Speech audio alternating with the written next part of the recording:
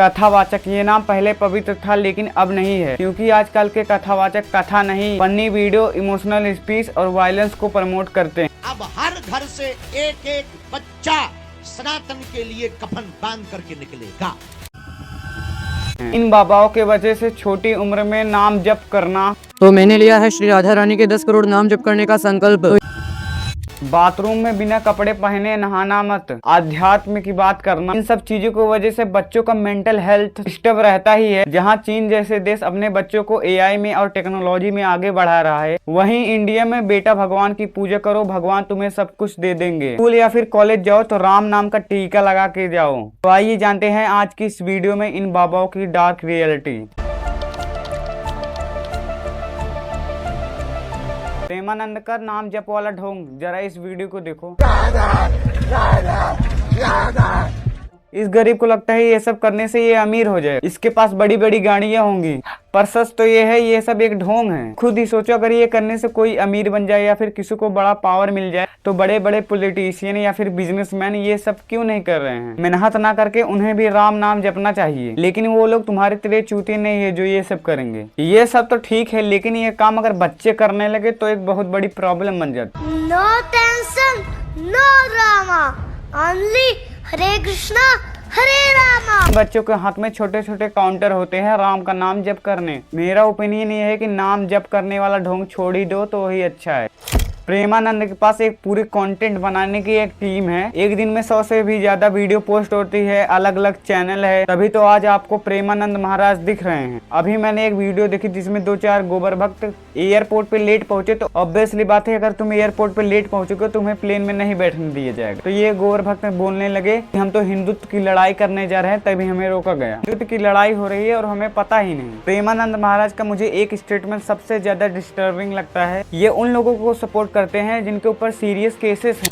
हमें ये भावना करनी है कि आसाराम मेरे राम है, मेरे ठाकुर है, वो चाहे बाहर खेले चाहे भीतर खेले। कथावाचक होकर अगर आप ऐसी अनपढ़ बातें करते हैं तो यह किसी को भी अच्छा नहीं लगेगा, क्योंकि यह जिसके साथ हुआ है उसके घर वाले ही जानते हैं। इनको शर्म नहीं आती ऐसी स्टेटमेंट देने से। खुदा न खास्ता अगर इनके सदस्य के साथ ऐसा होता, क्या फिर भी ये ऐसी बात बोलते? आध्यात्म की बात करते हो सब जानते हैं, लेकिन आपको करोड़ों लोग देख रहे हैं, अगर आप ऐसी स्टेटमेंट देंगे तो सब सोचेंगे वो लड़की ही गलत है। देखो, हमको कई बार ना कोरोना समय पे किंग जॉन बहुत अच्छा लगा। वो आदमी बहुत ऊंचा था। वो कह रहा है जितने को कोरोना है उनको सीताराम। ये बाबा के नाम पे कलंक, क्योंकि यह जितना हिंदू मुस्लिम करता है उतना और कोई दूसरा बाबा नहीं। खुद यह डिफेंडर में घूम रहा है, प्राइवेट जेट में ट्रेवल करता है, उसके बाद यह कहता है मैं तो बाबा हूँ। लेकिन कुछ अंधभक्त ये कहेंगे ये सब इनकी नहीं है, इनको तो भक्त दिए हैं। फिर तो तुम सबसे बड़े चूती हो, क्योंकि कोई भी भक्त इतना पागल नहीं है जो डिफेंडर देगा। यह बाबा सबसे महंगे बाबा, क्योंकि ये एक कथा करने के 50 से 60 लाख रुपए लेते। ये कोई बाबा थोड़ी है, बाबा के नाम में एक बिजनेसमैन है जो लोगों को कई साल से लूट रहा है। तुम जरा खुद ही सोचो, पहले के बाबा जाते थे मंदिरों में, कई साल तपस्या करते थे,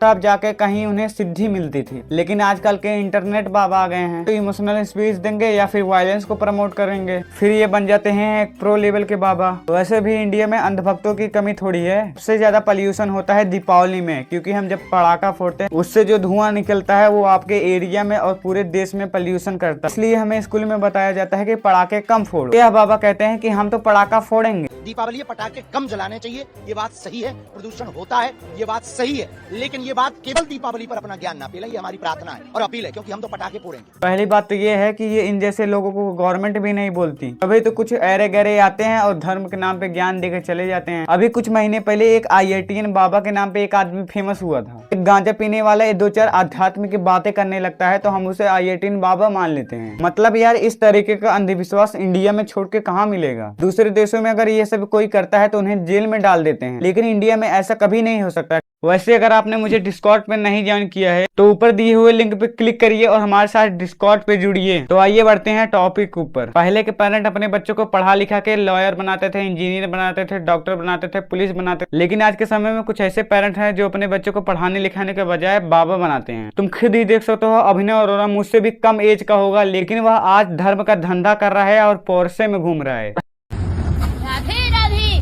कुछ बहुत इम्पोर्टेंट बात करनी है।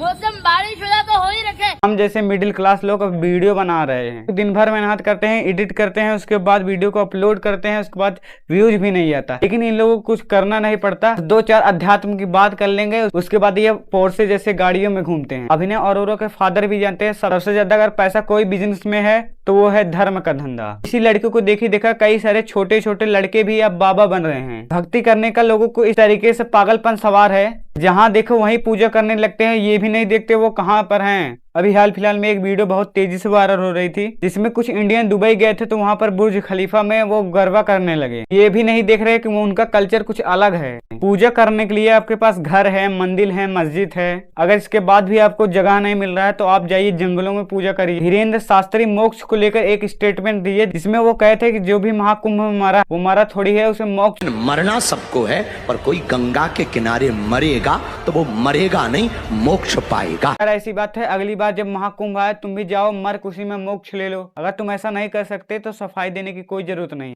हम लोग गंगा को माँ मानते हैं, हम उसकी पूजा करते हैं। गंगा को माँ मानो या फिर उसकी पूजा करो। रियलिटी तो यही है कि गंगा का पानी पीने लायक नहीं है। सोचने वाली बात है कि जिसको हम माँ मानते हैं उसी को गंदा करते हैं। ऐसे भी तुम्हें इस वीडियो से कोई फर्क नहीं पड़ने वाला, तुम तो उसको गंदा करोगे क्योंकि तुम्हारे अंदर थोड़ा भी सिविल सेंस तो नहीं है। मेक श्योर यह वीडियो आपको अच्छी लगी होगी। मिलते हैं एक नए वीडियो के साथ, तब तक take care and goodbye. Thanks for watching. Subscribe जरूर करना।